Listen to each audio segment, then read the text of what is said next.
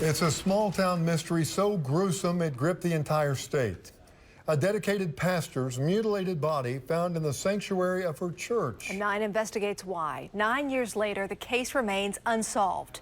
New tonight, our Lisa Monahan gives us a first look at the evidence.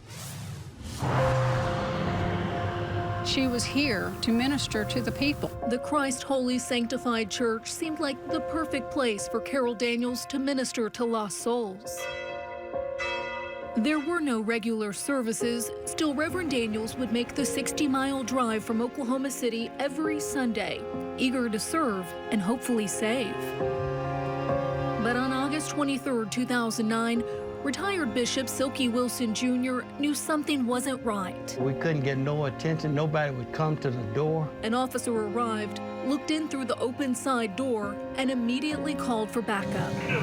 The inflection in his voice, I knew something was wrong. Anadarko detective James Howard is still haunted by the sight of Pastor Daniels' brutalized body behind the pulpit. In your mind, you think, well, how could anybody do this to another person, much less, someone that's down there serving God? Daniels had been stabbed multiple times, her head nearly severed, her hair set on fire, and her nude body posed, some say, as if on a crucifix. There's several theories involved. District Attorney Jason Hicks says investigators eventually agreed it was a foiled robbery, where the suspects, likely looking for drug money, took something more valuable: forensic evidence. Her clothes have never been recovered. The murder weapon has never been recovered. No.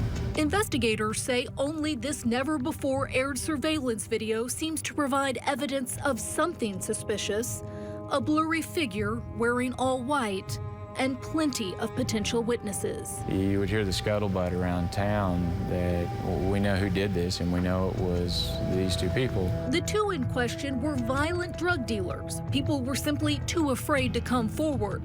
Finally, in 2015, a woman offered a potential break. She actually witnessed suspect number 2 with black blouse, a knife that had blood on it. Hicks says the woman claimed the evidence had been burned in this shed. But not only did the search come up empty, the woman died a few days later. Investigators pressed the suspects. Did you participate in the killing of Daniels? No. Neither confessed, and in 2017, the multi-county grand jury took up the case. But then another setback.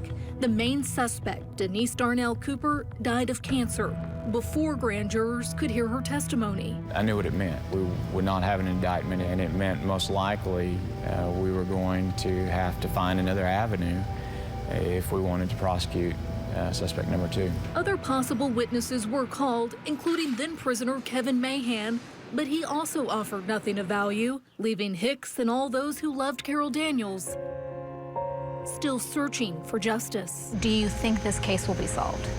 I look at it this way. It's solved.